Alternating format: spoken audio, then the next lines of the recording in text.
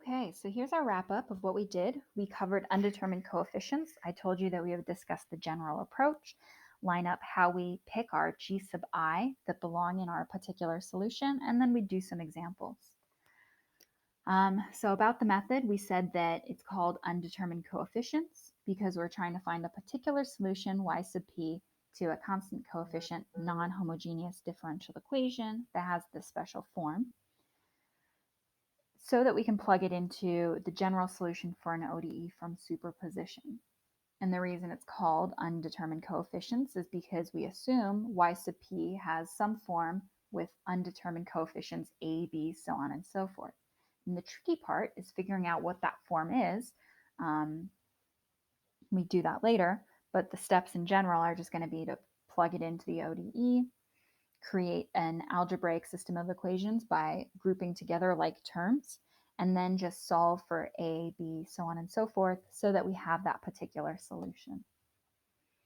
The three big points that we talked about for choosing what y sub p looks like are to first gather terms that look like whatever you see on the right-hand side of the equation, to after that, gather derivatives of anything that you just found, and then after that, to check to make sure that all the things you found are new to you.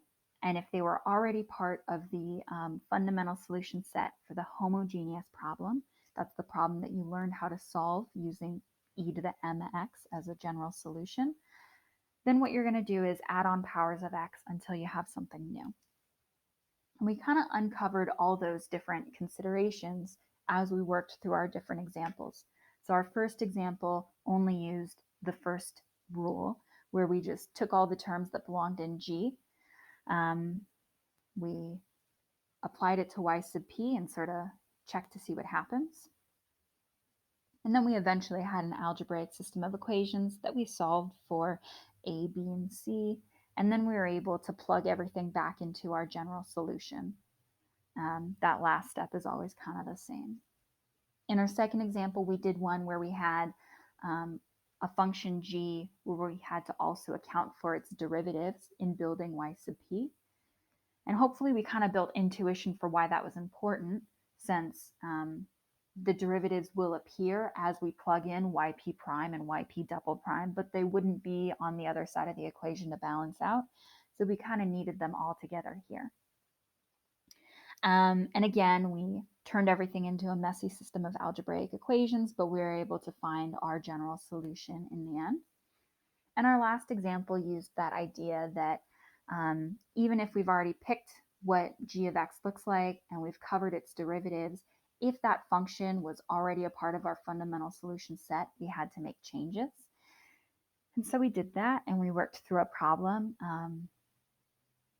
that was a little bit intimidating in the middle, but lots of nice things canceled out. And so since we only had one coefficient, we had one system of equations. Well, we had one equation in our system of equations to solve, and we got our general solution same way as we usually do. The last thing we did was look at another example where we have to kind of bring those different rules together. So for this one, we talked about starting the process with solving your constant coefficient problem. And then for our g of x, we had to identify the terms in g, and then identify the derivatives in g, and then add powers onto those derivatives because the derivatives from g had already been found in y1 and y2. And we didn't work through the details of that problem, but we sort of discovered that if we had forgotten to take on those extra powers, we wouldn't have gotten the correct particular solution. So here I've written down the wrap up of what we did. We learned another plug in and see what happens kind of method for solving ODEs. This one is only for constant coefficient non-homogeneous differential equations. Please don't forget that that's a limitation that we need to follow. I just wrote here those three ideas we talked about for building up what y sub p looks like, that we use terms in G, we check its derivatives, and then we add on powers for repeated terms. If you can remember that, then you won't have problems in this section. The practice problem for this week, well, this class, is I want you to build what y sub p should look like, but please don't solve for coefficients. hopefully you saw in the examples that that takes a long time. And the most important part that's new to us here is actually that first part where you figure out the shape of y sub p. So I just want you to write like y sub p equals a times something plus b times something, so on and so forth for these two different examples.